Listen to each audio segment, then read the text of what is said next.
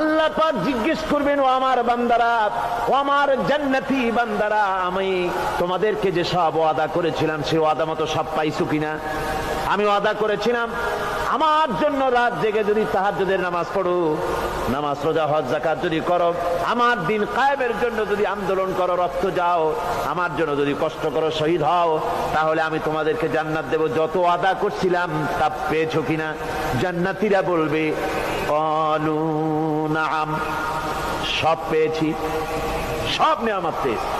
আল্লাহ বলেন সব পাও নাই, ওয়ালাদাইনা মাজিদ, আমার কাছে আরো বেশি আছে, আমার কাছে আরো বেশি আছে, সব পাও নাই। জান্নাতীরা বসে থাকবেন, বুঝতে পারবেন না এত নেয়ামত পেয়েছি, আল্লাহর কাছে আরো আছে। আল্লাহর নবী তখন মুখ খুলবেন, নবীজি বলবেন রব্বুল আলামিন, জান্নাতীরা বলতে সাহস পেতেছে না, সব পেয়েছি ঠিকই, কিন্তু যার জন্য গভীর রাতের আরামের ঘুমকে হারাম করে তাহাজ্জুদের নামাজ পড়েছে, যার জন্য স্ত্রী পুত্র পরিজনের মায়া পরিত্যাগ করে জিহাদের ময়দানে শহীদ হয়েছে, যার জন্য জেল খাটলো, জরিমানা দিল, যার জন্য নির্যাতিত হলো, সে আল্লাহ রব্বুল আলামিনকে তারা এখনো দেখে নাই। আল্লাহ রব্বুল আলামিন বলবেন, আমি আমার বান্দার সে আরজ পুরা, সে আরজি পুরা করব। আল্লাহ রব্বুল আলামিন তার সামনের থেকে সমস্ত নূরের পর্দাগুলি সরে যাবে। রব্বুল আলামিন তার বান্দার দিকে, বান্দার সামনে জালুয়া আফরোজ হবেন। আল্লাহ পাক কোরআনে কারীমের ভিতরে বলছেন, উজুহু ইয়াউমাইযিন নাযিরা ইলা রাব্বিহা নাযিরা। বান্দা, আল্লাহ পাক বান্দার দিকে তাকিয়ে থাকবেন, আর সমস্ত বান্দারা আল্লাহ রাব্বুল আলামিনের দিকে তাকিয়ে থাকবে।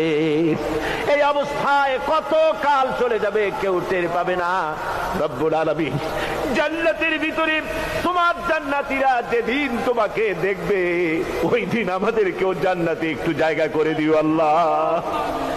আমরা যেন ওই জান্নাতের ভেতরে বসার জায়গা যদি না পাই, আমরা গুনাহগার মানুষ, জান্নাতের কোনো একটু জায়গায় ঠাই করে দিও যেন তোমারে দেখতে পাই। আয় আল্লাহ, তোমাকে দেখার তৌফিক আমাদের দিও, ধরে বলেন আমিন।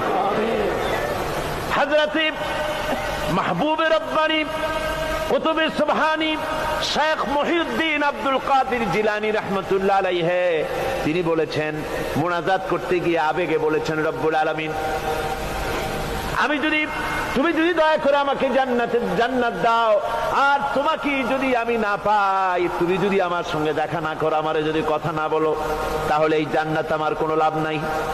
আর আমাকে যদি জাহান্নামও দিয়ে দাও, আর মাঝে মধ্যে তুমি যদি জিজ্ঞাসা করো মহিউদ্দিন কেমন আছো, তাহলে এই জাহান্নাম আমার জন্য বেহেশত হয়ে যাবে। আয় আল্লাহ, আমি শুধু তোমারই চাই, শুধু তোমারে দেখতে চাই। আল্লাহ রাব্বুল আলামিনকে যেন আমরা দেখতে পারি, আল্লাহর সঙ্গে যেন দেখা করতে পারি।